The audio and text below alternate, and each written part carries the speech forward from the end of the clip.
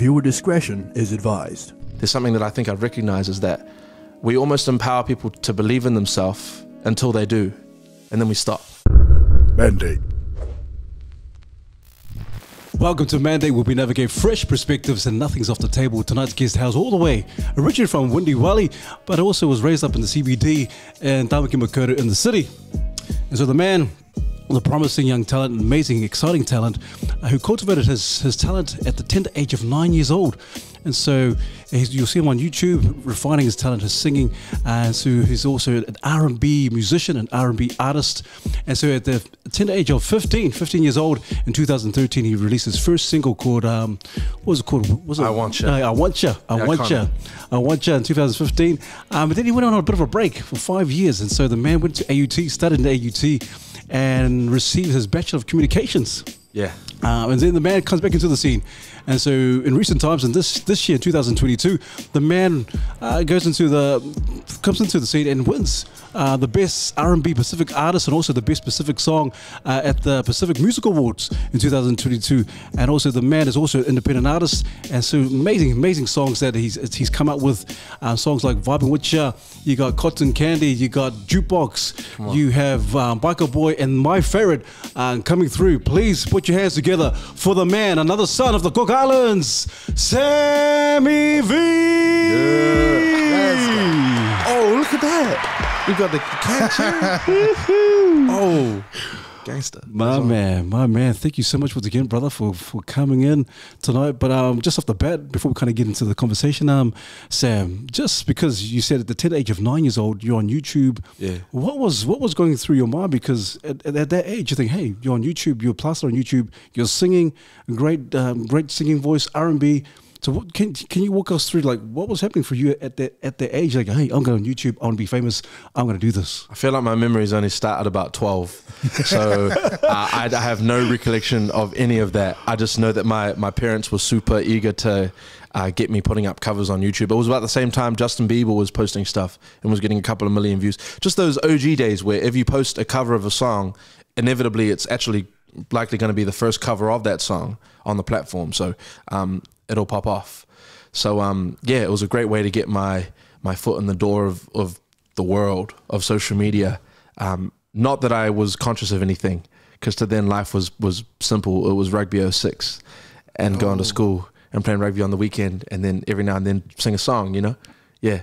And so did you know at a really young age, obviously you would have known at a really young age, hey, I got the voice, I got the chomps, man, I can really sing. I feel like I'm still not conscious of it now because I've always done it, because I started singing at about 2 years old. It's not something I've ever had to think about or navigate. It's just like, it's a part of what I am. It is me. It is I, you know? Yeah. I started entering vocal competitions at about 5 years old. And my first radio interview was at 4. And they got me on, I think it was on The Breeze. And they interviewed preschoolers who had like interesting personalities or distinctive characters. And they just got me to sing a lot of Michael Jackson songs. And I think, yeah, I had good pitching then, and my parents recognized that. And, you know, just figured there's something here, so let's keep entering this kid into competitions. And to me, it was no different to singing at home. So, you know, singing in front of a crowd was never anything different to what I was already doing. Wow, that's crazy. Wow. And where does that sort of musical ability come from? Do your parents sing, or are there other members of the family that sort of sing as well? Or? Old man, no singers. The old man's a guitarist.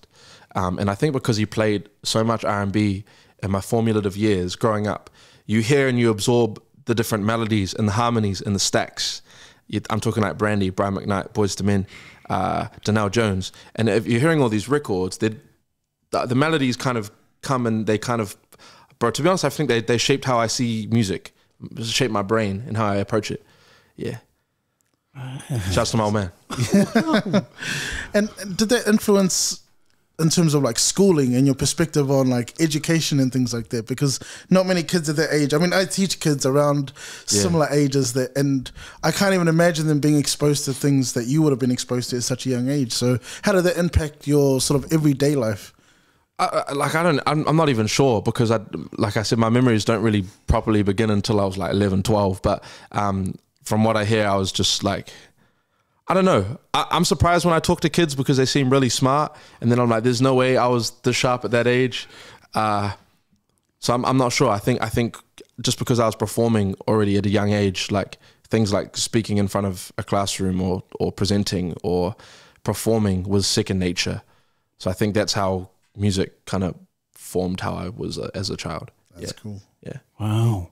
Because you mentioned you were raised up in the CBD in the city, and I just assumed like, oh man, maybe wonder whereabouts, maybe in Central, maybe in South Auckland or West Auckland. I had no idea you were raised up in the CBD. So I think we talked earlier on in terms of your upbringing. It was obviously been very, very different. And so can you describe to us, like, what was it like? Because you have other musicians you meet up from different parts of Aotearoa or Tamaki Makaurau. Sure. But what was it like for you kind of engaging with all these other musicians and also growing up in the CBD? Growing up in the CBD is very unique because I'm the only person I know that did. So in terms of that whole communal feel of knowing your neighbor, knowing who's living around the corner from you or the block, it was not my reality. Like, you're lucky if you know your neighbors.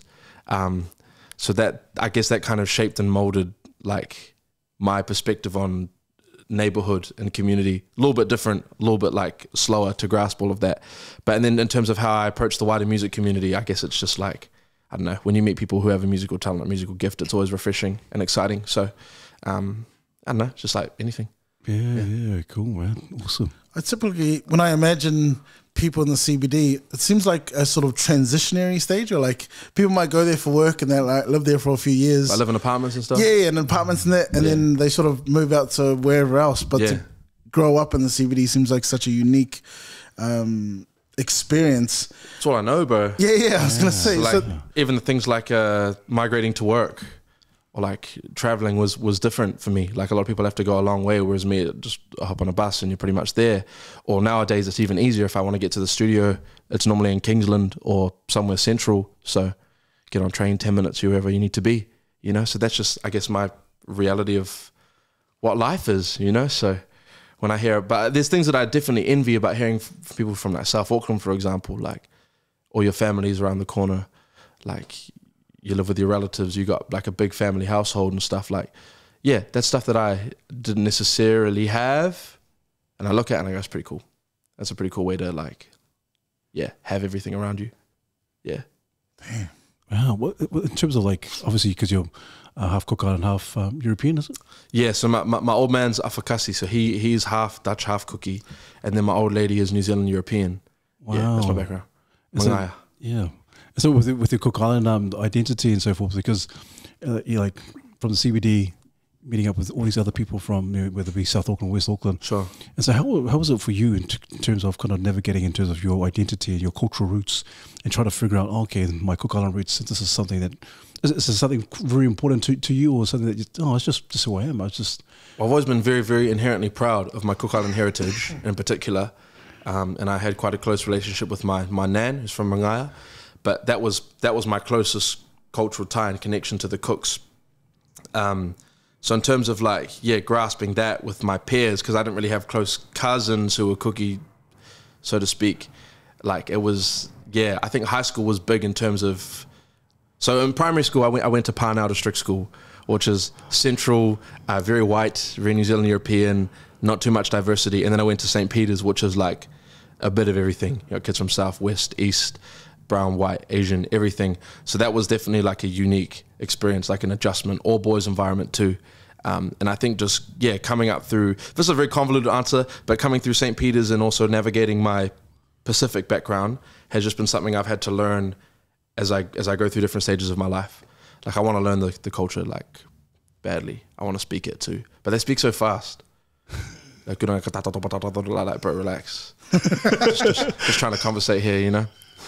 We'll pick it up eventually, with progress. And what was it like with the other aspects of your cultural identity in terms of like the Dutch roots, for example? Is that something that you've had much connection to? Or aside from some relatives visiting in 2011, not really. Yeah. So stuff I'm still trying to like familiarize myself with. And I will inevitably as I like travel and explore. I see music as a vehicle for me being able to do that. I always say when I'm so rich, I'm gonna go overseas. I'm gonna get to know like all my relatives and get to know all of my cultural background and heritage. I'm gonna go to Mangaia, build a studio. Like, I say that when I'm rich, but we'll see. Work in progress. Learn how to pay tax first. Oh man, it was so cool, Sam, is because your attitude. I loved it. I love your attitude. I love your mindset. I think we talked on earlier on before shooting or filming. You have this kind of real mindset of a real go-getter. Yeah. But not only just a go-getter, but a real confidence. For sure. And some people might think, you might think, this guy's this guy was a bit much. Yeah. He's a bit too forward. Yeah. But I like that confidence. I love that confidence. And I think a lot of men, or more so, talking about Pacific men, For sure. or Māori men, I think it's something that we need to kind of ascertain. Like, hey, we need to have this confidence. Yeah. And it's not nothing to do with arrogance or being cocky. It's just being confident of who you are and your abilities. Yeah. Where does that come from, bro? Honestly, I think it comes from the fact that we're not actually going to be here for long. Like the reality of it is by the time you're like 35, you're already middle-aged for the most part. So why would you not put your best foot forward at all times? Why would you not say, hey, here's something that I believe in, here's something that I want to achieve, I'm going to go out and take it.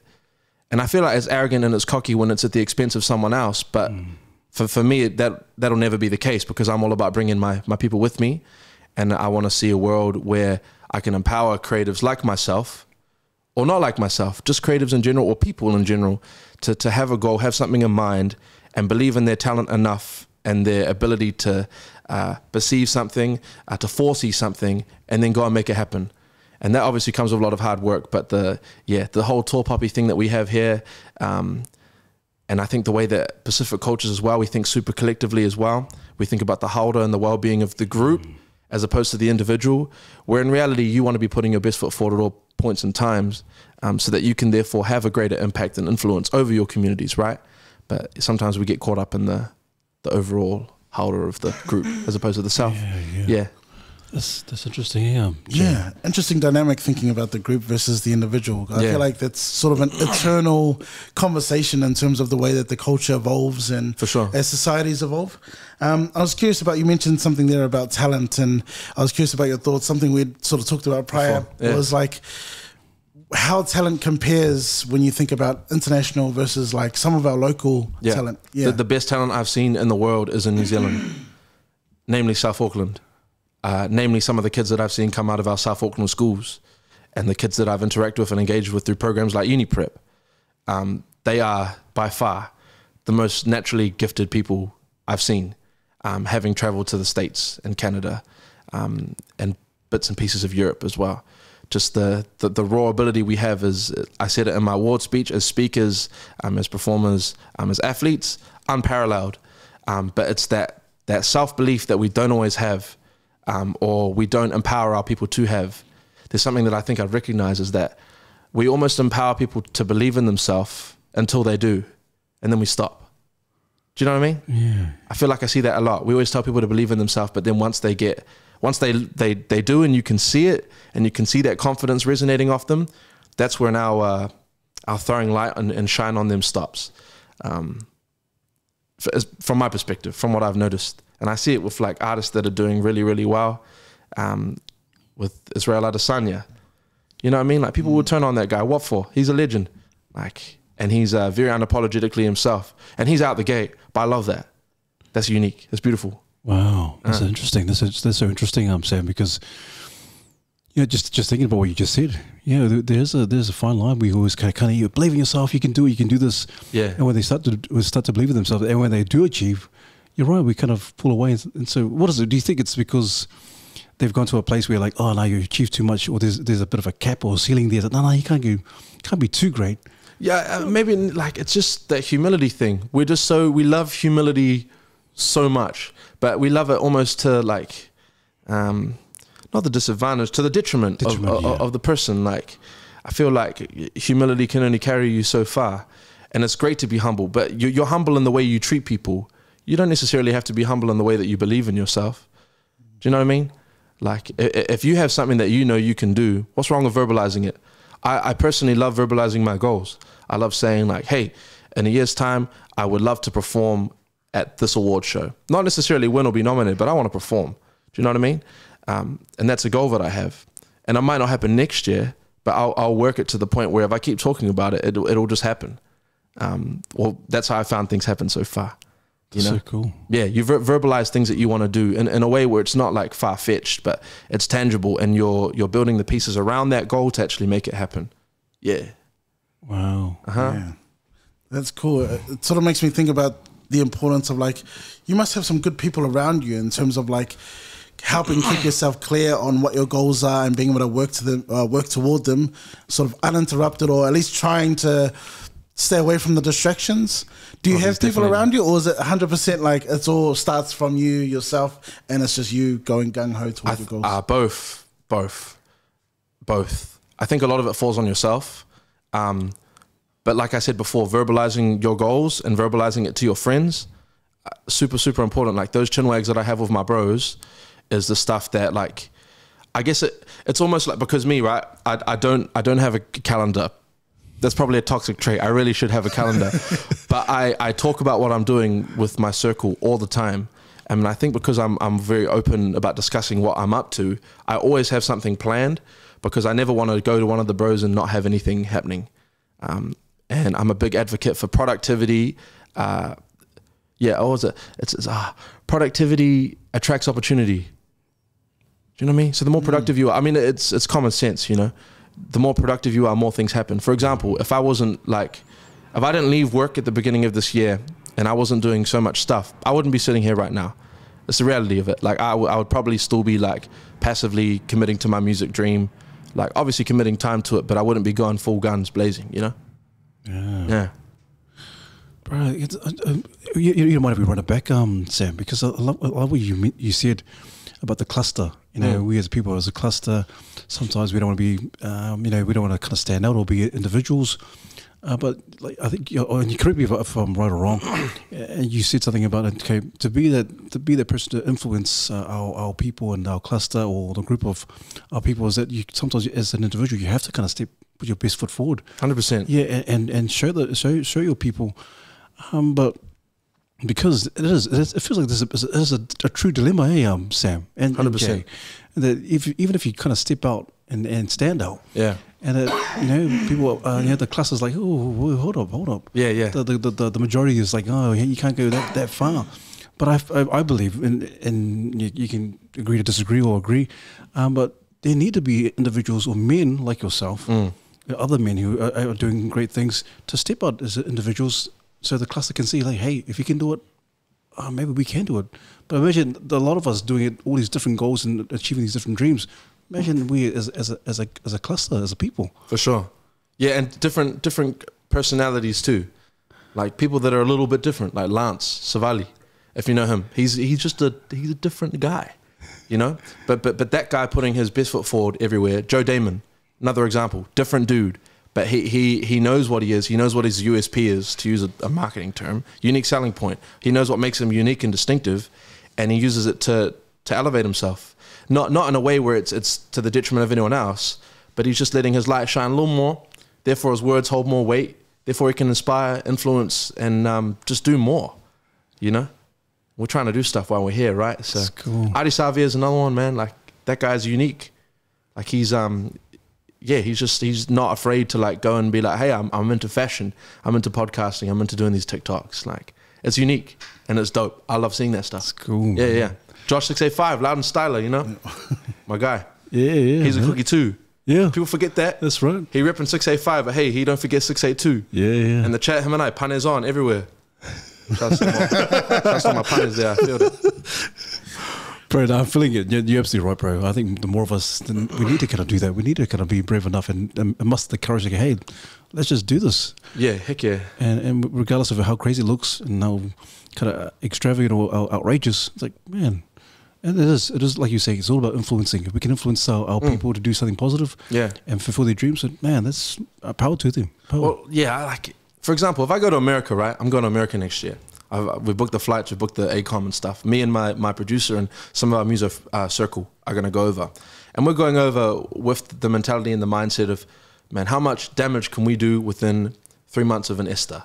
You know, like how many people can we meet? You know, when we get to the border, we're just tourists, right? But we're also just trying to like network and just see musically how far we can spread our wings. If we go over and we're like, oh, you know, all credit to the boys now, like fully like solid, the boys did mean. Yeah, I'm all right. I'm all right at what I do. Like they're gonna like look the other way. But if you go and you say, no, vocally I can compete, or not compete, but I can match anything you have here. I can do this, I can do that. Like I'm capable of doing anything. I can write with anyone in the world. I've got a unique and fresh take. That's kind of how I know things will move over there, because it's that like, yeah, you want to go over and speak what you are and say what you are and be unapologetic about it, because it's not arrogant and it's not cocky. It's truth. Nice. Like it's just the truth, man. That's true, man. Yeah. That's mean. I imagine in like an industry like music, there must be a lot of competition, and just there must be a lot of people putting up their hands saying they can do this. So being able to speak up about what you offer, it has to be one of the essential parts of being able to make a career out of music. Yeah, low key, there's not, bro. Like people aren't putting their hand up and saying I can do this and I can do that. They're not, and that like it breaks my heart, man. It's frustrating. I see it within my friends. They're very passive about it. Like they have these dreams and they have these goals, but they're too shy to post on their story, or they're too shy to organize their own show, or they're not willing to like put their hand up and ask, how do I do this? How can I start this process? Well, that's how I did. Like, it's just, you just have to dare to try. You have to dare to make a piece of content. You just have to like put your A into G and put in the hard yards, and things aren't necessarily always going to pop off. Trust, I've made so much content that's flop. I've made songs that I listen back to now and cringe. I'm in pain. I'm going back to the distributor and saying, hey, can we take that song down? Because these lyrics are not holding up. Like, this is painful. But to me, that's all the hard yards and all the learnings and the process, especially if you're independent. Like I think in the States, they're like that, and abroad, they're like that. They're like, I'm the man. Whereas here, like, bro, you can't really say that. Like, I feel like it's almost like culturally frowned upon, heavy. But I was probably like that, like a couple of years back. Like I definitely know a few radio jockeys, and I've heard like from other people like, oh, they thought you were a bit much, or they thought you were a little bit cocky. But I love that I was head ass at a young age, man, because like, why not, man? We're here to do our thing, you know? And it might take people a little bit longer to warm up to you, but that's fine. I'm willing to wait and put in the hard yards. Man. Yeah. And that's the attitude we're talking about. That's the mindset that I'm talking about, man. And so you mentioned that there's some of your friends who are too afraid to put themselves out there. Is it because of that? Is it because they're too afraid of the feedback, or the? It's the feeling of having worked and putting effort into a project, and it doesn't blow up, or it doesn't pop off, or it doesn't get on radio, or it doesn't reach that many people, doesn't break the 1,000 stream mark. It's just that fear of failure or not being recognized. And then often there's a thing with creatives where they're always comparing themselves. I know it because I do the same thing. I'm looking at people's streaming numbers. I'm like, dang, like, how do I get to that level? How do I get to that point?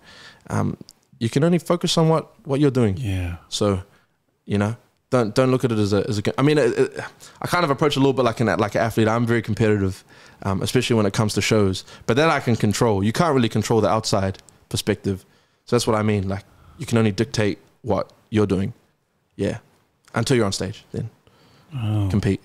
I love people telling me they're going to be better than me. I'm like, yeah. Fire me up, bro. Fire me up, bro. Yeah.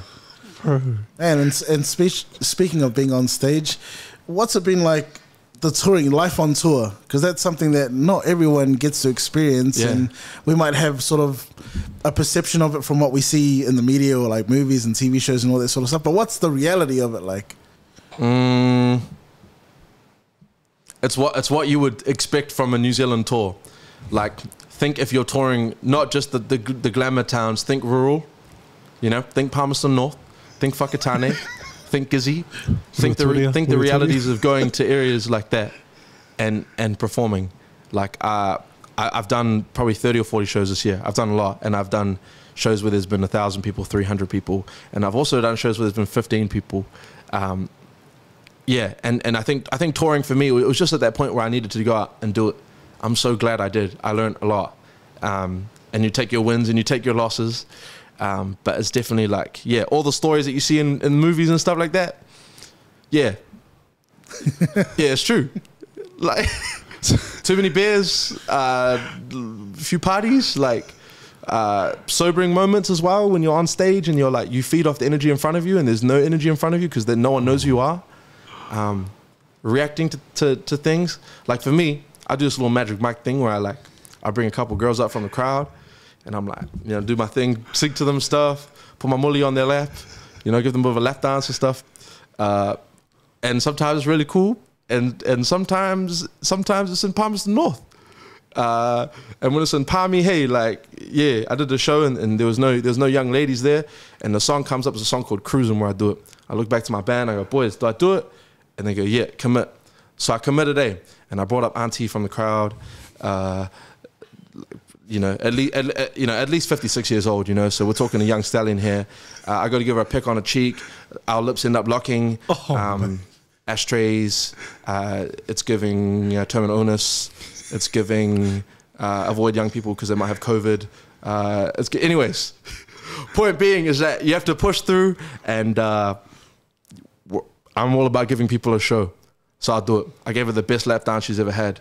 Forget counting the girls. Sam V's here.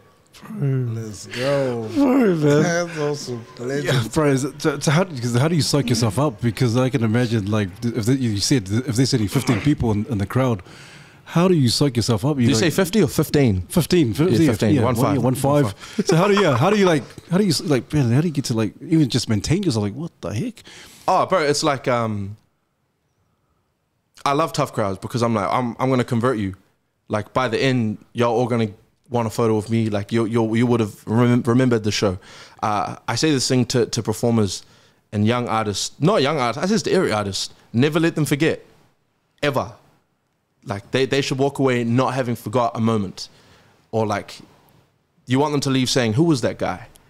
And, you know, they're gonna look you up, and, you know, you've won them over.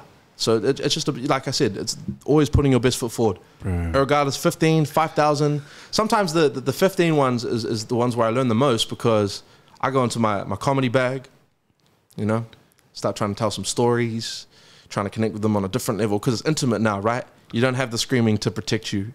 You don't necessarily always have the benefit of the next song. You got to connect with these people with your words. Yeah, crack a few jokes, sometimes controversial. We'll forget the shows I emceed, because I definitely got controversial on those ones. Christchurch, looking at you, yeah. Oh, good time. Oh, I cracked some risky gags, eh? yeah. What would you tell us? Really? Nah, actually, nah. Nah, I'm good. I'm good. If anyone's curious, they can message me on IG. I'll tell you. Yeah, I'll tell you what I said. Oh, man. Man, that's awesome. How it sort of makes me think about how important it is. Like, the fact that you're able to pull on, like, some of the comedy stuff and like other aspects of yourself and bring that into your performance. That must be such an important thing to understand in terms of understanding yourself and what you like, other aspects of yourself, not just the music, but bringing in some comedy, some of the other life experience that you have. Bro, just having a tool set so that it doesn't matter if you have a band, you don't have a band, if the sound system fails, if everything fails, can you still entertain people? Can you still find a way to do it? Yeah. So I could just have a keyboard and I'd be able to do 20 minutes on some, like, real discount Jamie Foxx, some real Wish Jamie Foxx, you know? Yeah. Like, I'd be playing Let Me Love You for, like, the chords for Let Me Love You for 20 minutes, but I'd tell stories in between, you know? I'd figure it out. Or if the keyboard failed, I'd tell stories or something, you know? I'd make it work. Bro, man, that's gangster, man. But has there ever been a time where you felt stumped, like, oh, man, I don't know what I'm going to do in this set? Oh, bro, I had to MC the Bros EP release party. And as an MC, I'm thinking, like, okay, 3 minutes and then handover, like, to the next set. But for some reason, some of the sets, instead of like 20 minutes, were 10 minutes. And now I have to buy 10 minutes of time with, like, nothing but the mic, you know? So that's a bit of a deer in headlights moment. But that's testing of the character. That's when some of those risky gags came out, you know? The things that I say at the drink ups. That I leave to the coverage of that. I said, you know what, we're going to throw it out to the atmosphere and see what happens, eh? Couple of gasps, couple of laughs. Bit of this and that. You just try it. It's just about, like, giving things a crack, doing it. Right. What's the worst that can happen? You walk away with a red face, you know? That's fine. Next show. Damn. You mentioned something there that it's something I love, is like that building of character, like that complete character. Yeah. So what other aspects have influenced your character? You talked a little bit about your father as a guitarist, your upbringing. Sure. But what other aspects have sort of influenced your character? My old man's humor. I think we have a pretty, like, similar, like, he's probably more dry than me, but we've got, like, a similar outlook on banter, I think. He's just a clown. He's a bit weirdo. But I think also going to all boys school, bro, that thickened my skin hard because I came into St. Peter's like sensitive, like I was real soft and like sweet, and I had a smart mouth, but I never used it. But being in an all boys environment, like it's sink or swim, for real. Like I think I learned a lot from those years, 5 years at Peter's. By the end, I was the roast guy. Yeah, don't come for me. Yeah. It's cool, like what Jim was saying in terms of character. In terms of, obviously, you have to have thick skin in the music industry, obviously in New Zealand. Yo, what's been some of the learnings, or one of the key learnings you've kind of gained from being in the music industry in New Zealand? And like, it could be some of the bad, ugly, the good. Sure. Just try grasp an understanding of like, royalties, splits. The business side is pivotal. You have to understand what's happening and what's happening to your record. Who owns the master? What split of the master do you own? Who's it going to? How do I register my song with APRA? How do I do all of that stuff? It's the business side that people don't necessarily know, understand. Things like how do I market my song? How do I get it on radio? What's an EPK, electronic press kit? How do I get that to different radio platforms? Those are the key learnings that I think that have changed me from someone that makes music to someone that does music. If you know what I mean? It's understanding the intricacies of like building the brand around the artistry. That stuff is like pivotal. But also secondly, what's else really important to know? Where there's no door, make your own, build your own. Where there's no pathway, forge your own path. Like it's not always going to be clear. I had a meeting with a music manager when I was 20. Someone had told him to check me out. So he checked me out and I sat down with him at a cafe and the dude just like roasted me, bro, for 20 minutes. He's like, I don't see anything special. I understand what you're doing, but there's nothing like unique or distinctive about it. Like there's 1,000 other people I can see doing exactly what you're doing. And I'm sitting there like, bro, I'm spazzing out here. Like I'm in the hot seat, bro. Like, ow. Like I thought we were coming to have a nice little conversation, chinwag. No, bro, I'm just getting molested here with your words, And then he said, like, what do you think makes you unique? And I was like, bro, I'm the best singer you've ever met. And then he's like, yeah, no, I don't really think so. And he's like, are you putting on live shows? And I said, well, no, I don't know how. Like, how do I do that? And he's like, yeah, well, you're not doing it properly then. But I left that meeting so ticked off, and I'm like, man, I'm gonna do live shows, man. I'm gonna go and do live shows. So I did, and then I started putting on a lot of live shows around Auckland, and we started building, and now we're getting somewhere between 200 and 400 people coming to just about every show, all because he pissed me off, which is great. Like use that stuff to fuel you, naysayers, doubters, and skeptics. We love it. It's good for you, straight up. That's awesome, because you could have been like, you tail between your legs, like, oh, bro, maybe he is right, and he could obviously get a bit of doubt in your mind, like, oh, maybe I'm not a really good singer or an artist. Nah, never doubt you. Cool, that's so cool, man. Never doubt your own ability. Never. Like if you truly believe, and if you have something that's special, like don't doubt that, because there's going to be people, there's going to be labels coming in as well. And they're going to be trying to like take control. They're going to try and recognize it, or they're going to try and deter you from whatever path you're on. Like use anything that ticks you off, and don't let it diffuse your bomb. Just let it heighten it. You know what I mean? Yeah. Because what do you think was his actual goal? Was he there just to piss you off, or was he there just kind of? I wish I knew, dude. I've invited him to a few shows, and he will never stay for my set. Wow. Yeah. Interesting dude. I feel like maybe he wanted to like, maybe tick me off and then me come back to him or something. But like, I'm like, nah, man, I'm good. I got what I needed from that interaction, That was fuel. Yeah.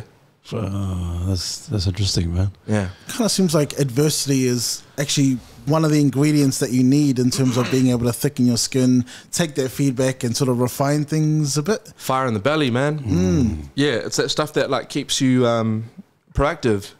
And like I said before, like productivity is attractive. Attractive in the sense that things happen when you're doing stuff.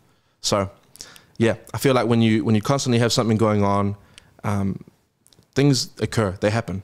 I made a list in 2019 of all the artists that I wanted to work with from New Zealand, and they're all ticked. It's all done now. Yeah. And that was when I was sitting at work at AUT, and I was sitting in my office and I had nothing to do, which was sometimes a bit of a recurring theme there, unfortunately. But I was sitting there and I was daydreaming, and I was like, man, like, which artist would I really want to work with? And I was like, okay, yeah, Poetic, Dig Dupe, Mellow Downs, Swidit, Page, and tick, tick, tick, tick now. And then Page will be a tick. I'll work with her soon. But yeah, it's been cool. And the only reason that has come to be isn't because I was hitting them up and like harassing them. It's because I was doing stuff. I was always busy. I was always approaching every single show with, man, I'm going to be the best on this lineup. Not to the detriment of other people again, but just to like okay, I need to go out there and like let people know, you know? And then, yeah, as a consequence of that, they saw that, you know? And then we're friends now, which is crazy. But that's a testament of you being productive, like you were saying. Yeah. And obviously the hard work you put in, hours you put in refining your craft. And it's true. I really believe so. When you refine your craft, you're productive, you're busy, you're going hard out, 100%, people will notice. It's improvise, baby. Yeah. It's improvise. You can't ignore him. Like, you blink and he's on your phone screen again. Do you know what I mean? Like, it's that thing. That's to me, that is the greatest compliment when someone's like, bro, I can't get away from you. Like, you're everywhere. I'm like, yes, good, great. Like that's how I'm gonna get to a point where, because inevitably where I want to end up, my biggest goal is to be able to point at any creative in the world and be like, let's make something or let's do something. Yeah, but I'm lucky that my circle enables that too. Like I've got some super talented people in my corner. Shout outs to Eddie in particular, Eddie Y. That guy's special. Jeez, is it because of that, Sam? Because you taste a bit of success. And you get these people, you're collaborating with these other artists. Does it, and obviously the fire in the belly, does it really, because some people are like, okay, I've done this, and they can be very complacent. Oh yeah, just relax for a little while. Sure. But because of the success that you're garnering, is it a real factor in terms of, man, I just want to keep going. I just want to keep going. There's non-stop. I have to keep going. Well, in the grand scheme of things, excuse my French, but I ain't shit. Like in the world sense, I'm nothing. I'm a tiny little speck. So I need to keep going. And I feel like this is like I'm just at a point in my journey where this is all formulative, this is all development, this is all building towards more. And I'm 25, so I'm still pretty young. And I just want to keep on pushing and seeing how far I can take this. And you know, I'm intrigued to see where it will go. Like I've got a relatively good foresight, but on a global spectrum, I'm clueless because there's still parts of the world I haven't seen or explored yet. So just really keen and eager to go out there and you know, spread my pane. Hey, to the waters. I was going to ask, how have your goals changed? Because you've talked a little bit about goals, and that list that you've made that's amazing, man. That's testament to all your mahi. But how have your goals sort of changed over time as you've sort of matured in the industry and sort of learnt new things? I'm especially curious about in terms of like as an independent now versus you know, working with labels. Yeah, like how that's sort of grown and evolved over time. You just when you're independent, you just have to take complete ownership over everything. You need to be one step ahead. You need to be your own admin guy, your own tax man, your own bookkeeper, your own promo person. Your own booker, everything. But it's good because I feel like if every artist knew how to do all of that stuff, exploitation wouldn't happen. But it's because we have artists coming in young and naive and not being taught the ropes, and people will not want to teach you the ropes because they can take advantage of that because you're lenient or reliant on them. Yeah, you understand the value of having people when you understand everything. Like I get the value of a manager now. I'd like one. If there's any international managers out there, please take me on. Give me a helping hand or two. Man. If we could get back to you had a bit of a hiatus in terms of a bit of a break. Smoker. Yeah. So what happened there? What was the break? You released your first single and then you just kind of feel like you needed to go on a break? Was there something that... Nah, there was no like, I need to go on a break. I put out the first single and then... I was working with Vince Harder and put out like a little EP there. But that was at a point where I was managed by my old lady. And it's just like, at that age, I was coming off the label deal as into independency. And what do you know at 16 years old? Nothing, you know? I failed year 11 math. So how am I going to sort of promo roll out for a single, right? You know? I failed Cambridge math. It's a bit harder here, so you know, I got my level 1. So you know, I got scholarships, guys. Come on, don't hate on me. I just not good with numbers, okay? All science, or good with my hands, or anything practical. And I'm on my learners. Those are all my shortcomings. Here's back to the question. Yeah, I feel like there was no break. It was just like it was a period where that was where I was starting to take ownership of what I was doing, and take control, and have autonomy over my vision. Which at that point was still shaping, because I knew I had the skill set and you know, the intangibles to do it, but I didn't know what it looked like. So yeah, there was even like I went to study law, for example, because I was like, oh well, I'll just be a lawyer that does music too. And the only person I know who's ever done that in the world is Choice Vaughan. That guy's amazing. Yeah, dude won an AMA, a PMA, and a Silver Scroll this year, so he's killing it. He produced the Panthers project, the music on that, and he's also a lawyer for Dominion Law. Anyways, I'm glad I didn't end up studying law, because low-key boring as hell.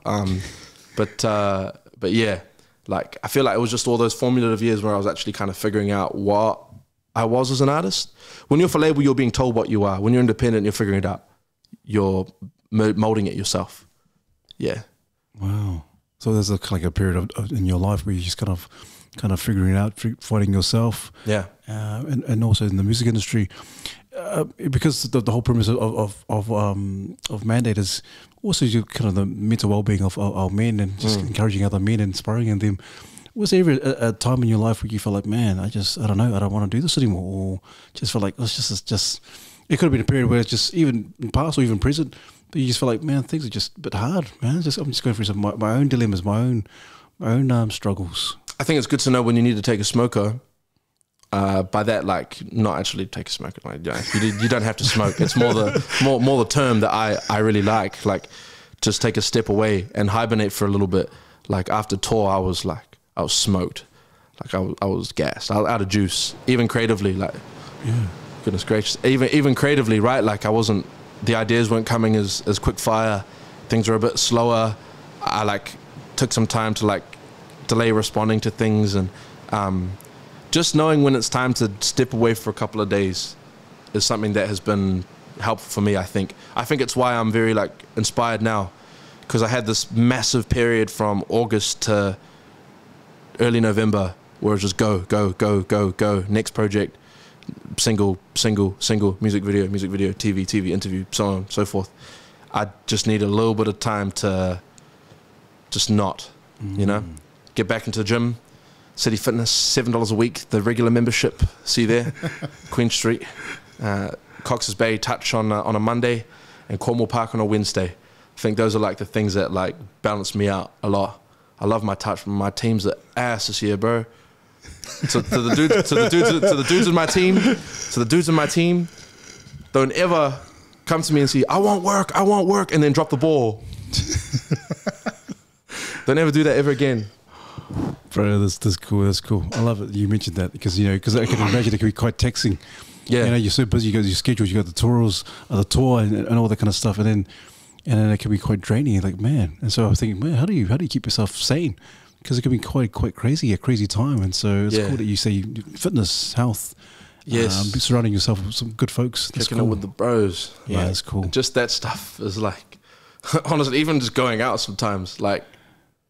Hitting the clubs, having a kani, shaking your mully is like not therapeutic because I love going cover, man. I go to 4 Shells cover down at Victoria Park, and I'll post on my private IG. I'll be like, at cover tonight, see you there, and then maybe 10 of the 10 my friends will just pull up. Cool. We'll just kick it there. That stuff that I feel like is balancing and sobering, and necessary, especially with tour, bro, because independent, self-managed. You're wearing it. You're wearing the tour. Like, you're wearing the turnout, the lack of turnout. When it's great, when it's not great. When, like, for example, someone might not have been paid or something. There might be a process or something. You just, like, forgot to do some admin. And it's just, like, wearing all the different hats definitely gets taxing when you get, like, your 15th message about something, you know. Yeah, so just having your plan Bs and your plan Cs in terms of what else is going on in your life to balance it out. It's cool, man. Yeah, cool. Good on you, bro. I'm curious about like recognizing the signs, like before you get to that point where it's like, holy hell, Yeah. shut down. Okay, leave me alone, everybody. But like, are there signs that you kind of recognize leading up to that? yeah. That point? Just like stress. When you feel stressed, like, I'll be at like a show, and I like being real hands on with my shows. So I will stage manage my own show, and I'll be there like behind the scenes, like calling the movements, calling on the MCs, coordinating all of the artists and all of the talent when they're coming on and off stage. And at that point, I feel the stress.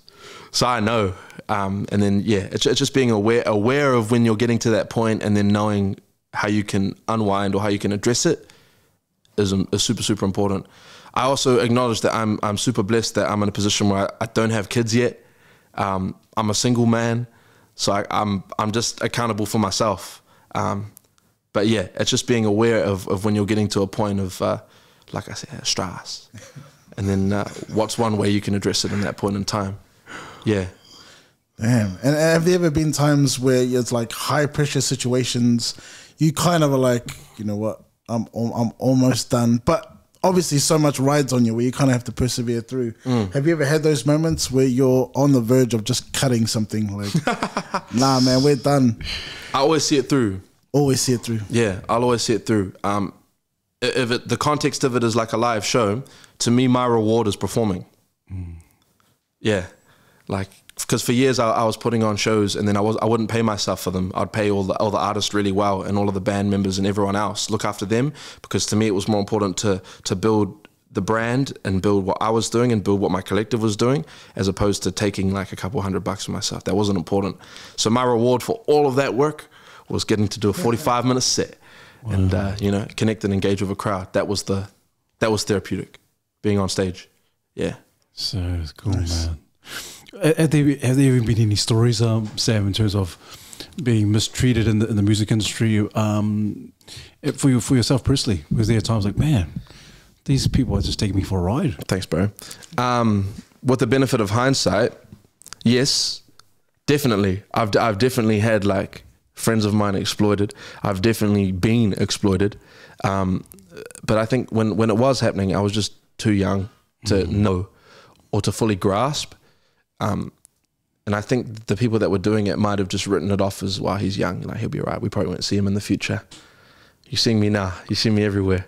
So yeah, it's just like I said, just being aware and getting to a point where you understand the business side of the industry, because that's where exploitation happens, and that's where people get robbed and ripped off, is when they don't fully understand or they don't fully grasp, and people will take advantage of that, which is sad, but it's the reality of it, and it'll be the same in every single industry. Sports, entertainment, law, everywhere. Like you need to go in armed with knowledge as much as you can. It's good. It's good. Man, excuse me. One of the sort of interesting arguments that people have today is like the description of generations. Yeah. And so I was curious about how you would describe your generation. You know, they have like Gen Z, millennials. I'm curious about your thoughts on those generational differences. I think I said in Gen Z. Yeah. I'd say so too. And I was told that there's been some research recently. People sometimes think that Gen Z, they're coddled and they're spoiled and all sorts. But I think there was some research about how they're actually highly collaborative, self-reliant and pragmatic, according to some Stanford affiliated research. And so Gen Z is actually the first generation never to know the world without the internet. They value diversity and finding their own uniqueness. I was curious about your thoughts on that. Sounds like me. Yeah. Yeah. Sounds a lot like me, for sure. I was pretty late to TikTok though, and IG. I got on those buses kind of late. I only made a TikTok last year, and then I guess it took a bit of a liking to me. So I was like, all right, hello, we here. I see you. Yeah, yeah. I guess that kind of description of Gen Z, APA 6 reference too, which I appreciate you doing. Sounds a bit like me. Yeah. No, that's cool. And how is it dealing with people of like different age groups where like maybe the industry was a little bit different back then, or sure. to them the industry has to have certain values that maybe it's a little bit different now because the world sort of evolved and moved on. Well, from a musical perspective, I think the crux of what we do is everyone is trying to make good music. So that is undeniable, and that stays the same through any generation. So working with any age producer, everyone is just trying to make like great stuff. So that remains synonymous. And then the business side, I haven't had too many dealings with the older hounds of the world. Not since I was a youngin', you know, when I was dealing with the things like exploitation and people taking your royalties and your splits and your shares and disappearing into the sun. Yeah, I haven't seen that so much within my kind of age bracket. Yeah. Oh, cool. Is gatekeeping a sort of issue in? Yeah. I feel like at least in education it can be, and I'm always curious about whether it's an issue in every other industry as well. I've seen it in education and music. Yeah, 100%. Yeah, people can be intimidated by young talent, like especially in New Zealand, bro, because we're a small country. So there's like, I wouldn't say there's spots, but people might see it as there's spots, and there's limited spots. So to have those opportunities and those platforms, I guess, afforded to you, people don't want to lose grasp of that, and people will gatekeep, or they'll be like, he's not ready yet, or it's not quite his time. So that we'll let him simmer just a little. We'll let her, you know, he, her, them simmer a little bit longer while they build and while they grow and while they learn, and then we'll help them out. Do you know what I mean? There's definitely gatekeeping. I mean, yeah, I even saw it when I was in a workplace. Like, you know, it'd be a thing.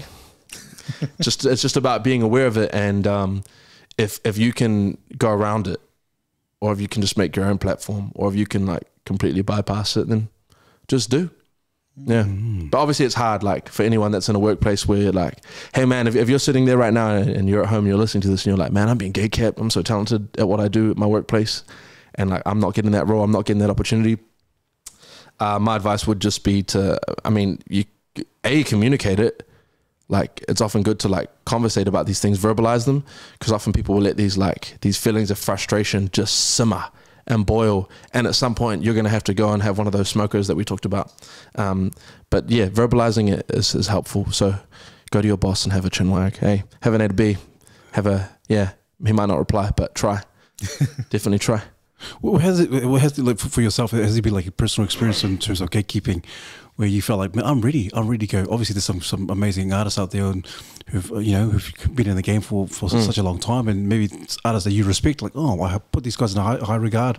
Have there been some artists who come up to you and say, hey, bro, you know, you need to do this, you need to do that, and you felt like, not really. I feel like, yeah, there's definitely been artists who've come with that, but their intention has always been to help. Cool. And if it's that, I'm always grateful. Like, yeah. In fact, I think one of the best relationships I've kind of fostered recently is with Mellowdowns, man. Just sitting often at cover, we're often there at the same time. Love talking to that guy, because I feel like he's someone that I can relate to, and that I feel like maybe I'm at a spot that he was in a few years ago, and I can pick his brain and just, you know, learn a couple of things. You know, he taught me something amazing the other day. You know how there's festivals, right? And when you go to festivals or performances, you have a rider. He said when he puts his rider down, a couple of pairs of undies. Hear me out. You do 10 festivals, right? And you put them down, you know, 3 pairs of Calvin Kleins or 2 pairs of Jockeys, whatever your fancy is, right? You do 10 of these times 2 pairs. Bro, you got 20 pairs of undies. You're good for the year. That's a nugget of wisdom I would never got otherwise, you know? Cover. Cover. Unlocking. That's our mutual ground. Yeah. Gatekeeping. Well, how about someone who like they were giving you some advice, and you're like, man, this guy hasn't got my best interest at heart. Have you experienced that kind of? I think I touched on it a little bit earlier with that dude that kind of irked me. And it's just about how you channel it, like, yeah, and just you can disagree. Like I feel like being honest is honest but respectful is something that you need to have in some respects, you know. I think maybe in terms of gatekeeping, I've experienced it maybe a little bit with like festivals. I feel like I probably should have done a festival by now, but then I also am aware that, bro, in New Zealand we just don't really listen. We don't have a strong R&B culture here. Like if I can think of who's doing R&B here, it's like me and my friends and a few more people. Like it's not a big subculture that we have here. It's more of an American thing. So I'm aware of it and I'm okay with that. But I'll get in those lineups soon. It's cool. It's brewing. I smell it. Yeah, because been booked for a really cool one. Can't say it yet, but it's dope. That's cool. Next year, because you're right. Because I think in the back in the days and back in the 90s, 2000s, even in the 80s, R&B, you had the boy bands, R&B solo artists. Yeah, it was just off. It was just amazing artists. You had all these several artists, just various diverse artists, R&B. But you're right. I don't think there's many artists in this day and age, more so in Aotearoa, that are doing the R&B scene. And so for you to kind of go, I'm going to do the R&B thing. So what's the? Are you feeling the love? You're getting a lot of good feedback, positive feedback, or are you getting people like, oh? Oh yeah, okay. Yes, definitely both. Bro, I've even had people come at me for cultural appropriation from the States, because obviously R&B it's a black genre, but it's one I grew up with, and I have an inherent love and appreciation of everything about it, the melodies, the subculture behind it, the people, and all of that. So when people are coming at me like saying, oh, here's a white boy doing R&B, I'm like, hey man, I'm a fan. Tell me what I got to do to like appreciate your culture more than I already am by just adhering to what you're doing, by letting it influence my sound and what I like, you know? So, just brush off the noise. Sometimes you don't need to hear it. Yeah. Especially if like what you're doing is true to you, you know, and you're aware of its roots and its foundations.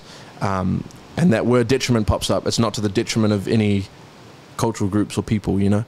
I'm just making what I like. I'm making what I would want to hear. Yeah. And you do justice to it, man, because I heard some of the songs you sing, man, bro. I'd like, and to be honest, bro, because I had a nephew who kind of introduced me to your track and to your music. I was like, hey, uncle, listen to this. I was like, man, who's this cat? Yeah. And I actually thought it was a black guy from the States. Yeah. And he goes, no, this is a New Zealand guy. This is a Kiwi guy. I was like, what? New Zealand? And he showed me, what is this a Malay guy? It's like, yeah. And he's Cook Island as well. I was like, man. And so the thing is, they can kind of throw stones at you and all that kind of stuff, but you're doing a damn good job in terms of the way you're singing it. And it's just amazing that.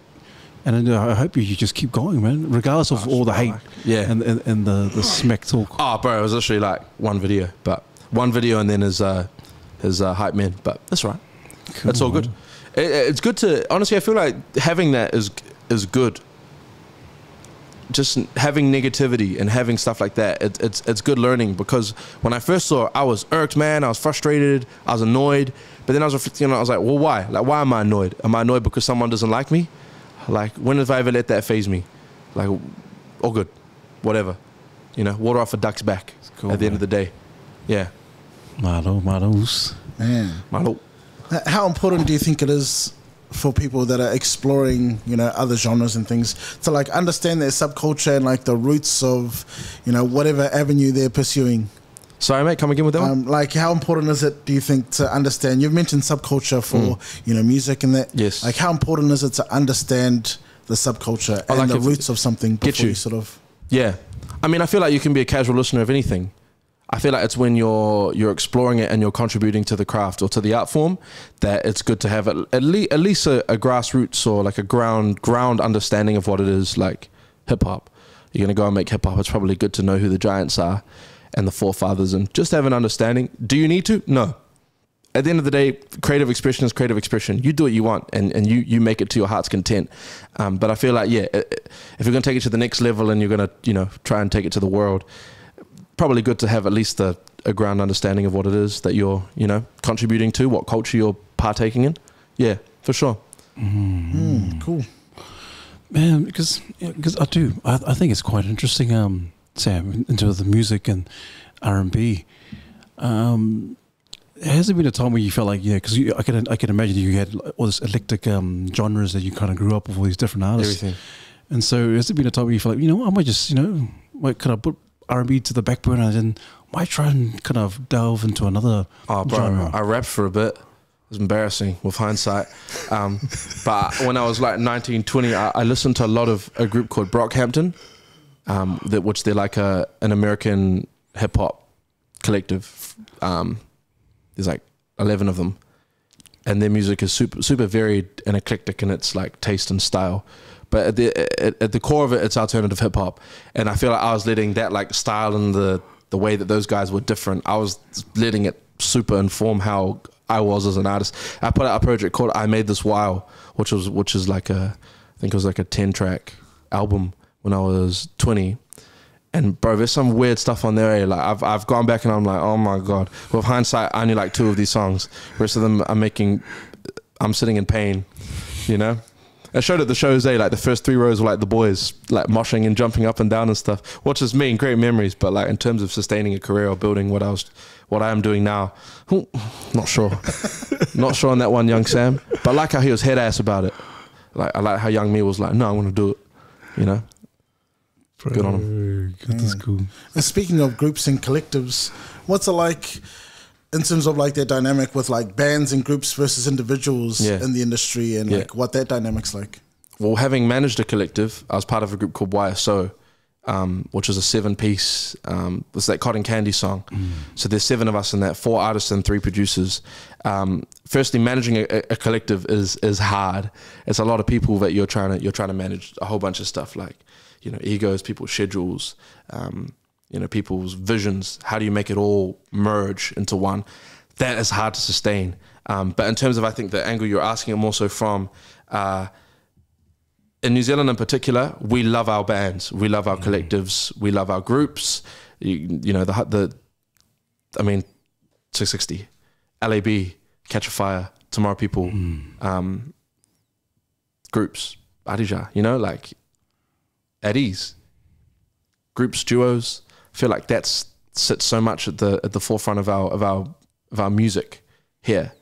So sometimes we touched on it a bit before, when an individual can come out, it's not, I don't know, people are maybe a bit more slow to get behind it until they get that that international recognition. Benny, Josh 685, Paulie, Halbazar, the brother. Yeah. Like international recognition, and then we embrace them. Now they're ours. Lord, you know? Yeah.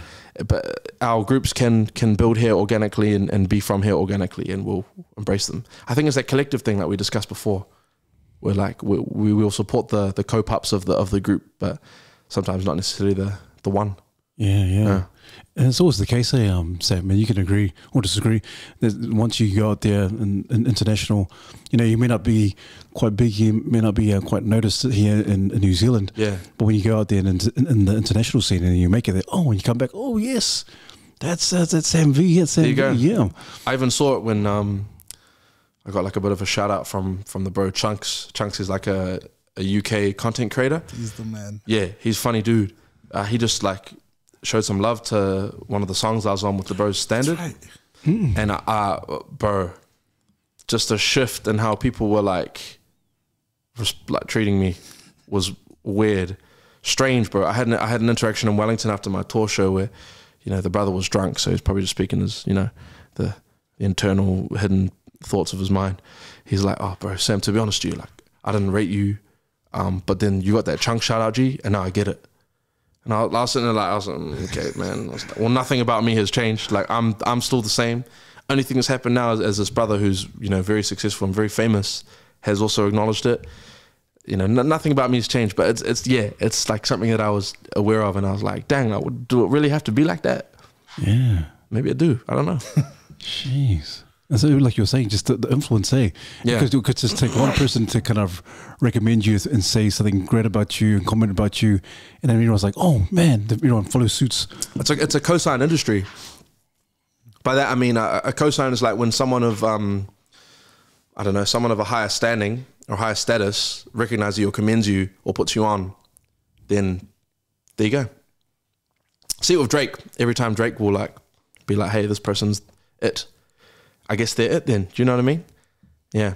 Interesting. It's like how people consume people in a way. Yeah. Do you feel the pressure to kind of change a bit when you kind of hear all that kind of stuff in terms of the media and social media? Do you feel the pressure to like, oh, maybe I should just adjust here and there, or maybe there's some truth to that?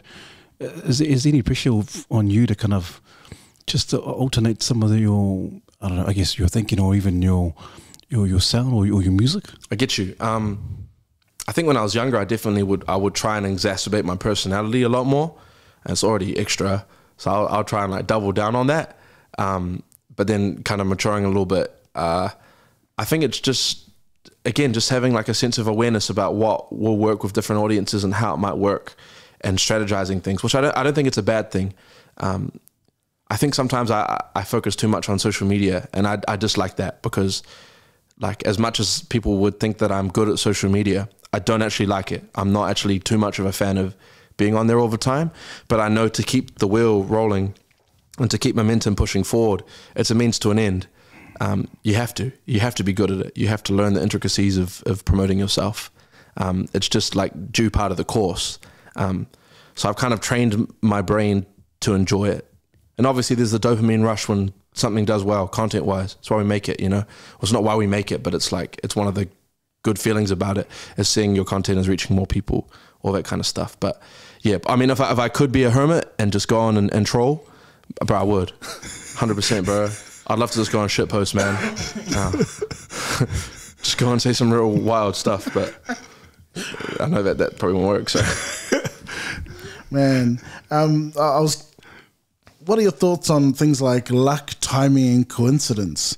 In terms of like, sometimes, you know, you'll be doing one thing like your whole life the same way, nothing's changed. And like, you know, we were talking about the Chunkz shoutout, and yet something will happen and it'll just blow up, even though you may not have intended it that way. But sometimes things outside of our control dictate the way things blow up and, you know, and sort of simmer down. So I was curious about your thoughts on luck, timing, and coincidence. I think the thing that Chunkz saw, I had a gut feeling that was going to blow up, because the clip was like, just had a feeling about it. It was a snippet of me singing in the rain at that music video shoot, and I'm like, okay, I haven't seen anything like this in a while. So it's already got that nostalgic feel. It's a good song. The vocal talent's there. It looks cool. It's a music video in the rain. So I already had a gut feeling that might connect with people. I think timing is definitely a thing. And sometimes things just happen for a reason, man. Example, the bro Victor, 685. Yeah. I haven't talked to him about it, but I don't think he intended to put it out for the World Cup. I think he just put it out because he has a plan that he's sticking to with the single rollouts. But the timing just happened to be absolutely spot on, perfect, bingo, perfect. And yeah, bro, that excited me a lot, like seeing that guy, because he's a freak. Yeah, he's so much more talented than people know, because he produces everything, mixes everything, writes everything. Like he's a freak, bro. Jeez. So I'm excited he getting some flowers right now, you know? Yeah, that's cool. It's cool. And it's funny you mentioned that, Sam, because we've been talking about it this week. Like, man, what perfect timing, you know? The Tour Samoa makes it to the Rugby League World Cup, make it to the final. They beat England in the semi-final, beat Tonga in the quarterfinals. And then you get the 685, and this song has been blasting all over. It's an anthem. Yeah, it's like the anthem now, you're right. All the parades, everyone's singing the 685. Come on. And so, but it goes like we were saying before. If you're productive, if you're ready, the opportunities do arise or come. Yeah, you're ready. And then even if the timing is aligns, everything aligns, but you know that you're ready. Productivity is attractive. Yeah, and that's just a shining example of that. I think he described it on TV as God's timing, and it just happened to fall at the right place at the right time, eh? So, Maine. It's cool. How good. It's cool. And yeah. And speaking of productivity, and you know, we've sort of talked a little bit about sometimes some of those barriers in social media. You know, we've talked about it as sort of a modern influence in times. I'm curious about what your thoughts are on the biggest challenges for men today that you sort of see, and perhaps you have a unique experience from your upbringing through to your international travels. But yeah, I'm curious about your thoughts on that. The biggest challenges for men going forward, but also presently at the moment. Overcoming self-doubt, and that's in terms of everything. Like our interpersonal relationships, how we approach our work lives, how we carry ourselves. Like I think a lot of men are not comfortable being vulnerable or being like completely authentic in the way that they are, because they believe they have to adhere to a certain, you know, role, or they have to be a certain way to appease other people or to help people or to support people. I feel like that's the biggest challenge. And how to address that, like I said before, the power of the smoko, the power of the chinwag, like conversating with the bros is a big thing. But then also I'm also so aware that like some people just don't have those those support networks and those foundations in place. Yeah, to that's a tough one. My advice is always just to write it out, because if you always have some sort of vision or foresight as to what you could do with your life, or some sort of talent or dream or belief that you have that you can do, there's always that. Do you know what I mean? There's always that next thing to look forward to. I think when men start getting bewildered and down is when they don't have that. Like that's when they start dealing with mental health issues and, you know, confronting depression and things, is when they don't have that next project, that next something, that next step, or they don't have that support network to empower them. Yeah. So that's always my advice, is just to have stuff to look forward to every day, whether that's going to the gym, whether that's going for a run, you know, go for that 3K run, might feel like ass, but you did it. You know, you tick something off for that day. If you're an artist, schedule a next release or try and book a show. Force yourself to do it. Force yourself to send an email. Just that's always, I guess, my way of like keeping on top of stuff, is just always having things to look forward to. And then, yeah, you're always like excited and eager beaver to crack into things. Yeah, well said, bro. Because it's interesting. I was at a workshop today, and then and one of the guys there said, "Hey, man, men just don't like to talk." Because what are your thoughts? Do you think we as men like to talk? And I had a guy say, "Hey, we don't like to talk. We don't like to express our feelings." And I know it's an old adage we always hear all the time. But what are your thoughts? Do you think as men, and in terms of this generation, do you think we do actually like to talk? What are your thoughts on that? My boys do. Yeah, we're pretty good like that. I know. I'm lucky. But my friend circle is all very expressive. And if any of the bros are feeling like dusty or ill, we'll just phone call, you know, or we'll schedule something, or let's go to the movies, or let's go to the gym, or come play touch, come jam. Like it's just like we will stay connected with each other, and we find ways to vent and talk. Like one of the bros I go to gym with, I know both of us benefit mutually, because we just talk about life on the way to the gym. City Fitness, $7 a week, Queen Street, see there. But on the walks there, it's about a 20-minute walk from my house. And every time we'll just unpack life, unpack everything, you know, relationships, music, things that are like pissing us off, you know, just unpack it. It's always good to have an ear. It's cool, man. It's cool. I like it. I like that you're able to talk and to express some of the things that are happening for us mentally. That's awesome, bro. That's some cool. can't, eh? Yeah, some can't. And I really feel for those people. But that's when I go back to that point before, like, just give yourself stuff to look forward to. And when you do, that productivity attracts not necessarily other opportunities, but it also attracts people. You'll meet people. You'll find those people that you can unpack things with and talk to. Yeah, I think a lot of those, like, opening up skills and being okay to be, like, vulnerable with things I learned from my later years in high school, and also at AUT. I had a great mentor there, like, who's one of the most amazing women that I've met in terms of just a leader, and a person named Veronica Pritchard, and she's just the GOAT. She's amazing, and she was my boss for a couple of years, and just like, yeah, I don't know, she's just the GOAT. Just taught me a lot about how to unpack things and how to feel comfortable unpacking things and talking about freely talking about yourself and how you're feeling and what you're going through. Yeah. Cool. It's awesome, bro. Did Veronica work at the uni? Yeah. I think I've met her before. Bro, she's the GOAT, bro. She's mean. Yeah. Yeah. She's amazing. She's one of, like, probably like, I describe her, and then there's a couple of other girls that I describe as like they're like the angels that sit on my left shoulder. Like, whenever I'm about to make a bad decision, they're there, like, they're there telling me, like, mentally not to do it. I'll do it, but, like, I'm thinking about them, you know. I'm like, I'll let you down, so I can't tell you about this thing, but appreciate you. Man, that's awesome. This is cool, bro. Shout out, Veronica. Yeah. And speaking of, you know, the perceptions of men not talking, I was curious about how music today impacts how men are perceived as well. Like, different genres, you know, I guess music is so unique, but and subjective. But what are your thoughts on how music impacts how men are perceived today? Are you picking at kind of like how you've got your kind of drill culture and stuff? Yeah. You got like your hood music. Yeah. I talk about this a lot, like, with my friends. Like, it's interesting observing the different different cultural dynamics within music. You got the pop groups, the pop circles. You've got what I call the underground scene. And those dudes crack me up because those dudes low-key have the biggest numbers out of anyone. Like on YouTube, they're popping. Undeniably, their numbers are crazy. But those dudes are also the ones that I'm going to reach out to and go, hey, bro, like, have you thought about trying to get your stuff on radio? And they're like, no, the hood will speak for me. And I'm like, oh, bro. Okay. I feel like, yeah, there's just a whole bunch of music subcultures and stuff. And how do I feel about it? I don't know. It's just kind of, they are what they are. I think they are happy and content being like that, you know? There's the commercial hip hop dudes.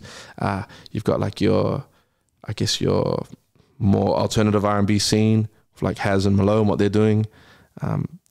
Yeah, there's just a whole bunch of subcultural groups. You got Country of Tammy Nielsen, and you got Troy Kingy, who kind of interweaves his way in between every single world possible.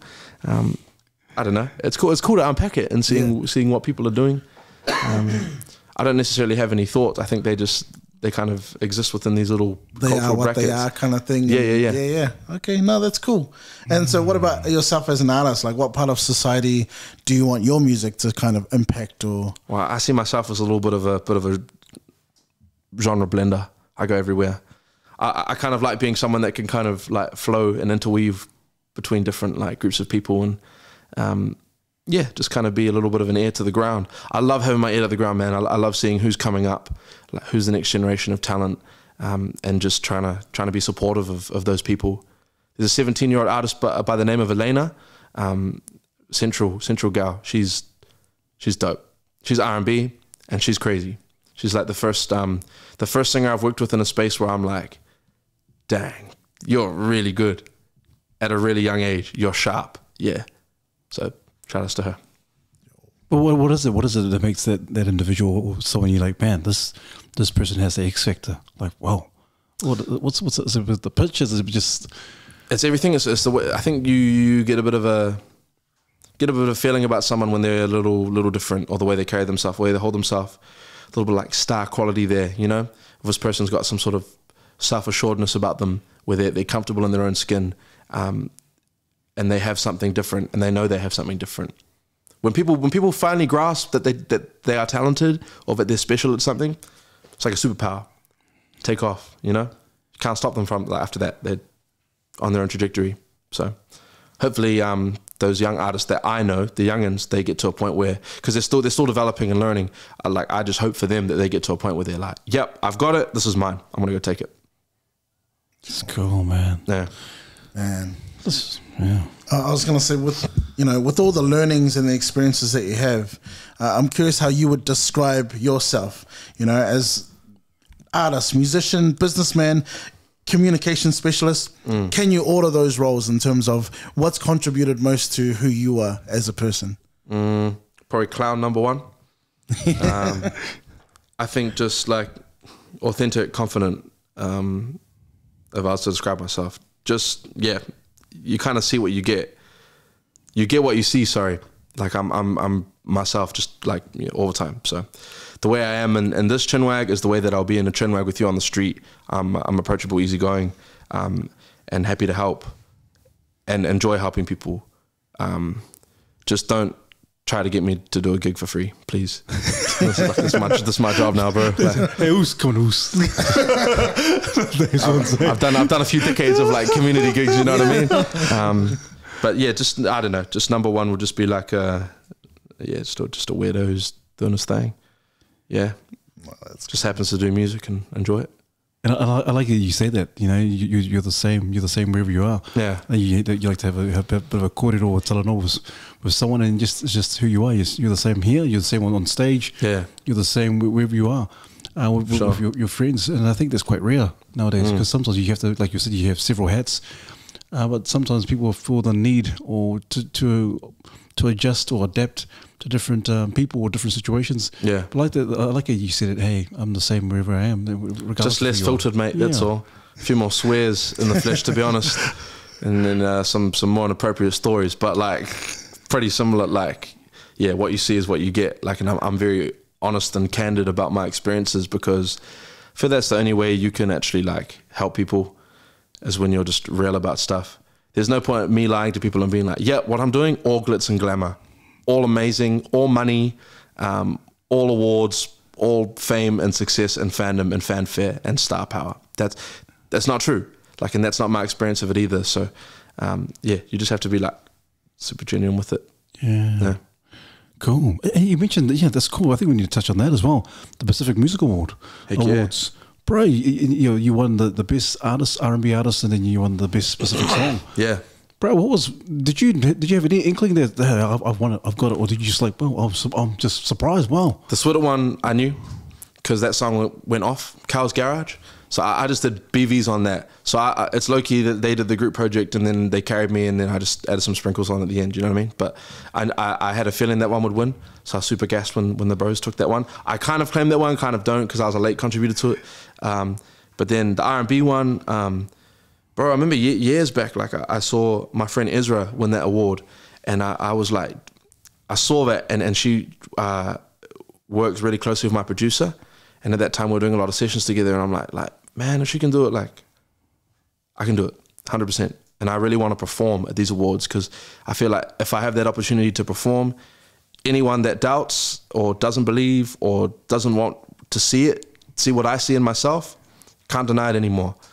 If I get that opportunity to perform, it's inevitable. Like, you can't deny it anymore. And I got it this year. That was what I wanted more than anything. Like, the award was lovely, and that opportunity to, I guess, wear the moniker of Mr. R&B is something that I like, hold highly, but I wanted to put my best foot forward and have the best set of the night. That was my goal. That was my only goal. So my friends that were at the awards, I was sitting there the whole night at my table, not talking to anyone until after I performed. My head, I was just focused, bro. Like, yeah. Those who were there, that the bros know. I was a different beast. I was like full 100% focused. Just trying to put best foot forward. I know every single half flat note I did in that performance, and I know because I've gone and unpacked it and picked it apart. But I know I like went out there and did what I needed to do. Yeah. So that was a goal of mine for years, was to get up there and I don't know why that award resonated so strongly with me. I think it's because it's like there's that whole cultural thing of like me not even initially being embraced as a Polynesian, because I'm white, like I'm white passing, 25% PI, and I'm super, super proud of that. But like, yeah, for years it was like, oh, it's that Palangi guy that's like, you know, just within our fold. And it was like, I think for me it was just massive to be part of that and contribute to that and embraced as PI artist was massive for me. Yeah, especially leading into the awards, but just going there and having fun was dope. It's cool, man. And then you rock up and do your speech. You win the awards. Had my choir there. Yeah. In the choir. And so, did you have, in terms of your speech, was it like a specific goal when you wanted? Did you have anything planned, or was it just like off the cuff? I'm just going to speak from the heart. They don't tell you if you're going to win, eh? It's a bit of a stitch up, eh? So like, just because of my time in the industry, I'm like, well, I've been nominated, but I think Emily will probably take the award. Just been at it for longer. I think her song had more streams or something. So I was like, okay, nah, she'll probably take it. And I'm just like, I'm happy to be here. Like, it's just cool for me to like brush shoulders with everyone here, and just happy to be part, because that was my first time being invited, first time being at the table, first time everything. And then to win it was like, because I remember with the award, my whole table, they must have had an inkling I was going to win, because they all huddled around me. I had a bit of an inkling because the cameraman came up like a song before and started like angling the camera towards me, and I'm like, okay, I think I might have won. And then I just had my head down, caught it, and I was just like, yes. Bro, a little bit of a weight off the shoulder, man, because just yeah. From the time I was nominated, it's like, no, you're gonna win. You're the R&B guy. I was like, no, it can't be true. Did it, and then the speech was just how I speak here. Like, it's candid. It's the stuff that I think about and the stuff that I feel. I just went up and yeah. I think a lot of people were shocked to see me speaking like that, because if you speak to me on a day to day, I'm a bit of a clown. You're probably just gonna hear me be like, punters on, some like stupid shit. But yeah, I think that's the first time a lot of people have heard me like speak like that. Like, you know, I was a scholarship boy. I got some gabber in me. Yeah, man. I can talk a little bit, but it's just stuff that I feel. Yeah. Yeah, I watched this. I watched the speech, and it just seemed like you're real proud. But also there's some passion there. There's a real passion in terms of the poly movement, you being Pacifica, but also just encouraging, influencing the younger generation. Yeah. And so was that kind of like the aim when you got up there? It's like, okay, I'm just gonna bring it out there. I'm just gonna speak from my heart and just really say something inspirational. I was just chuffed, when I got up there, and then it wasn't a feeling of I need to say something inspirational. It was just firstly, who do I need to pay gratitude to? So my producers and my team and my choir kids, call them my kids. Like, a lot of them are comprised of the students that I had at AUT. And then it was just we have to leave with some form of message. And the message was pretty much like the spaces that we are in, and we represent the current crop of Pacific talent. We are not always going to be that. So while we are in these roles, and while we have this influence, and while we have these opportunities, use them to gas up the next you know? Cool, man. Yeah. Man, my man. Crazy to think. And I'm curious about, in your mind, of all the things you've done, what is the moment or project or item or moment in time that you're most proudest of? Damn. Honestly, probably that awards performance was the moment that I'm like, I look back on and I'm like, yeah. Because I was watching that the day after, and I was like, I'm not an emotional person, but I was like, am I tear ducts opening? Like, this is after like a massive bender, like, and I'm watching the footage of the awards, and I'm like, bro, like, why do I feel like emotional? Like, this is something that just an immense sense of pride. And it's because I had my kids from AET up there with me. I had my band, my homies on stage. I had my friends in the audience, and it was a shared experience for all of us. And for those that had been journeying with me for years, is like, yeah, this is like low key. This somewhat could be considered this dude's little breakout party, because a lot of people that are in the industry that maybe didn't believe it or get it knew. I know they knew. I can feel it. I felt it in the atmos, you know. I don't know, yeah. I'm proud of my hustle in my earlier 20s, because I was working full time and then going to the studio and spending late nights in there, and then going back to work, rinse and repeat, and then doing music videos on the weekend, putting on shows. Like, I'm proud that during those years I kept my A into G, and I kept my head up, and I stayed really, really focused. Because if I didn't, I wouldn't be doing what I'm doing now. You know, we were breaking into buildings to do music videos. Like, we're doing all sorts of hectic stuff, bro. And one of the bros had a mic and a camera, and we're just like, okay. There's this abandoned building on Anzac Ave, and it's like, it's dope. Like, there's all this like graffiti in there, artwork, and there's an abandoned piano and stuff, and you know, took off the windows and went in and did a music video. It's called Dream State. Check it out, bro. Yeah. Crazy. Yeah. Man, that's crazy, bro. Hey, and we're also mindful of time as well, and your time, Sam. But I need to ask you, because just one more question from me. And Jay might have some other questions, but Sorry, bro. I don't know. I'm not too sure of the end game, Sam, for you, and the ultimate goals that you have. Yeah. I do want to ask, because there's a lot of R&B artists out there. There's a lot of R&B artists, and there may very well be some more artists, kind of R&B artists, kind of who are inspired to kind of follow your steps. They're gonna come give me a fussy. Yeah. So I'm just wondering, what sets you apart? What's gonna set you apart from all these other R&B artists that come out there and say, "Oh man, You ask me my USP? Yeah. So what's gonna really put you like head over heels in terms of like, man, or head and shoulders in terms of, I am still the man in the game, regardless of whoever the next generation comes up. So what's going to really kind of sit you, make you, hey, this is Sammy V, this is the R&B artist. It'll be a combination of my self-belief merged with my unique personality. I can talk and I can perform with anyone, regardless if they're a superstar or just amazingly talented. I can do my thing and leave an impression. And then just vocal talent. Like, I know vocally I can Like I sound like an athlete, bro. Like I sound like a quarterback. Like, yeah, I'm the best quarterback in the draft. I've got the intangibles. I've got the arm power, the strength. I've got the scrambling ability. But it's like I know I've got the skills on my tool set to be successful anywhere. Doesn't need to be New Zealand. Could be like I could go overseas and still be unique over there. Just because, I feel like I've got this. I'm just a distinctive person. I am who I am, and I've embraced that. And everyone should be that. But sometimes we fall into the trap of trying to be like something else or trying to sound like something else. Just do your thing, man. Just do your thing. Bro, man, awesome, bro. Word, man, awesome. Man, a thought that came to mind during our conversation. We talked earlier a little bit about Tall Poppy, and sort of the collective versus the individual and the safety that comes from being in like a group. Yeah. And you know, safety is one of those things that's pushed, you know, having a safe space and all that sort of stuff.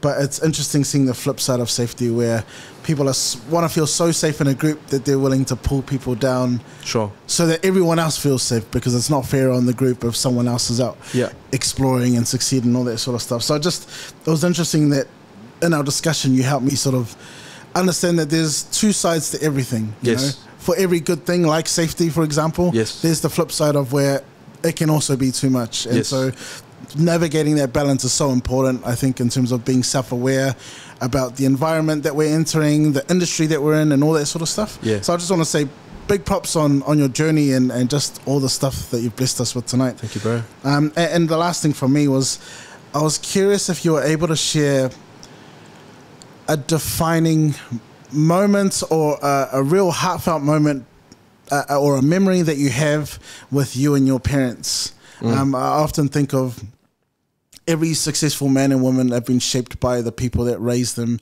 in some way, shape or form, whether it's uncles raising them, grandparents. But I'm curious about your parents, hearing about your father especially. He sounds amazing.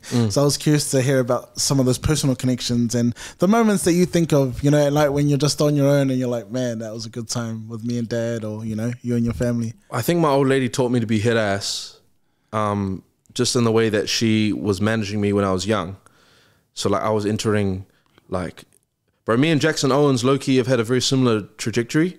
He's spent a bit more time overseas, but we were entering the same 5 minutes of fame vocal competitions at the same age and doing the same songs without knowing each other.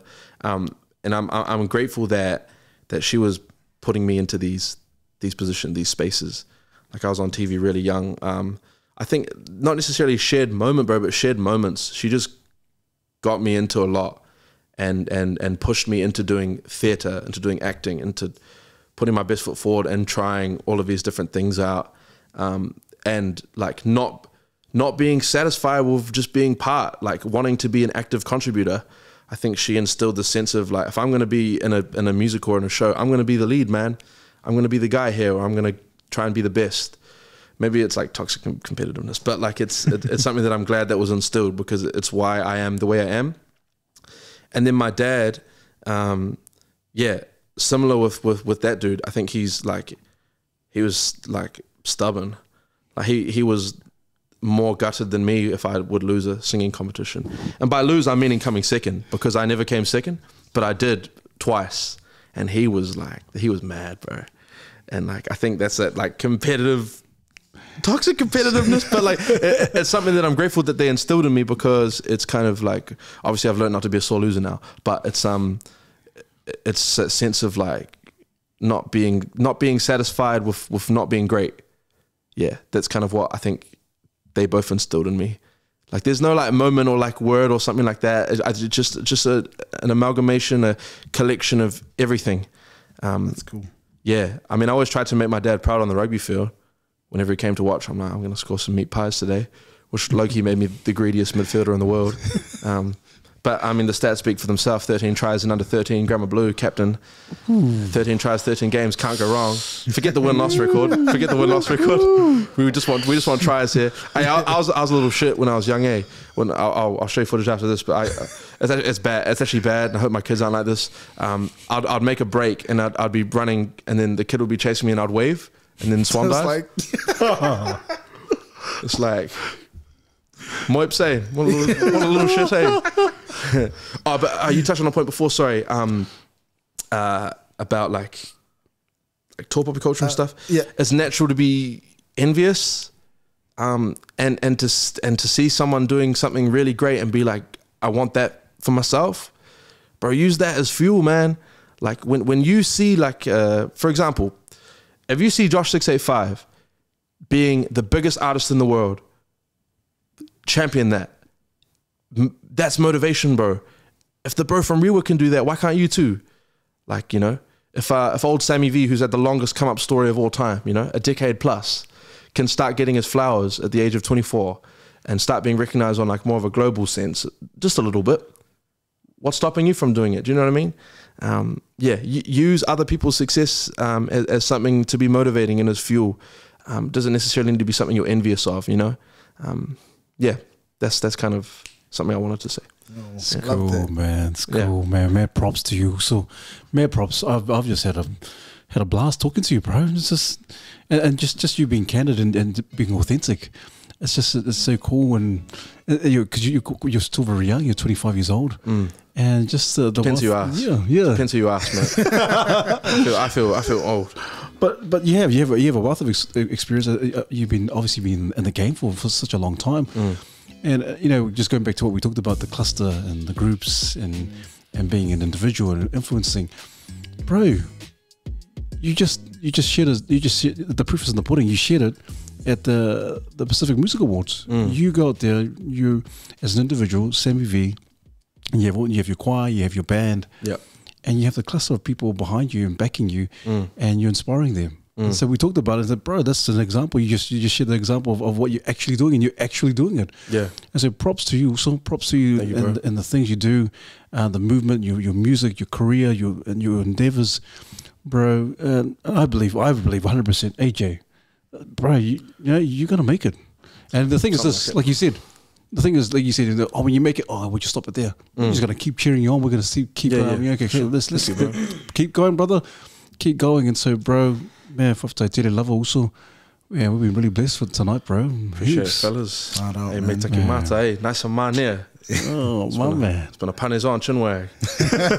Nah, I'm grateful. It's been cool coming into a space where I can just share and just yarn. And I've been watching the snippets of this potty for a while, so I know the vibes. And the dudes that are coming on here are like people that I'm seeing as movers and groovers. So for you guys to even reach out to me for this is like cracking a little bit.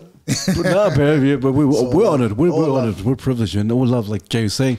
But every person that comes on, we always give them a gift, give a caricature or sketch of them or you. And so also, this is on behalf of the Mandate team. This is for you, Moose. Oh, let's go. Oh, it's my awards fit too. Look at that guy. You even got my braids. Bro, man, thank you heaps, Oos. That's lovely. That's for you, man. That's for you. Thank you so much. You got my hazel eyes. Bro, man. There's eyes, man. There's killer eyes, those cookie eyes, eh?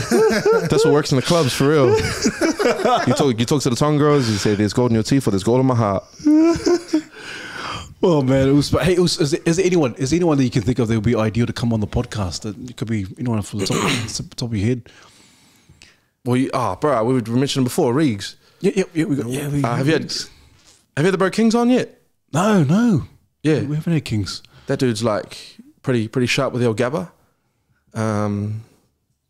Eddie on the beat as a producer who's doing his thing. Wow. Rory Noble, if you know Rory Noble, just been nominated for a Grammy, bro. True. He did some work on Burna Boy's project. Bro, Astro. He's Eddie and Astro are like probably my two go-to producers. Astro just produced Chris Brown's latest song, and he's from South Auckland. What? Yeah, crazy. He's I think he's 27. Yeah, it's not that Christmas song, is it? Yeah, Giving Christmas. Oh, mate, he's on the credits. Giving Christmas. Wow. It's Aaron Strickland on the GAT that helped. Oh, Aaron Strickland. Oh, is that the bassist? Is it? Oh, wow. Played bass for me at the awards. I acknowledged him in my speech as well. He just prodded Chris Brown's latest track. Wow, crazy. So that's someone that like his story is amazing. Like he's bro, I don't know how long that guy's been grinding, doing placements, trying to like, in particular Breezy. He really wanted a Breezy collaboration. He'd been working for it, and he got it. And it's like, bro, seeing that within my circle, bro, and seeing people like Rory Noble, who's not necessarily in my circle, but he's in the music kind of sphere here, getting Grammy nominated and stuff, like, makes everything feel within reach. Bro, it's so motivated. That's why I made a Christmas song, bro, because I saw Aaron got the Chris Brown collab. Yeah. Bro, man. Bro, that's cool. Hey, if you're listening, those individuals that Sam has called out, please, hey, we're gonna hit you up. Otherwise, bro, the last word is from you. Any words of encouragement for our men out there? To my fellas out there, I don't really know. I feel like I've said a lot today. I'm just gonna say to the boys, just remember to have a smoko. Don't have a dart though. You don't need a dart. Put the Marlboros, put the Winnie Blues down, put the vape pens down.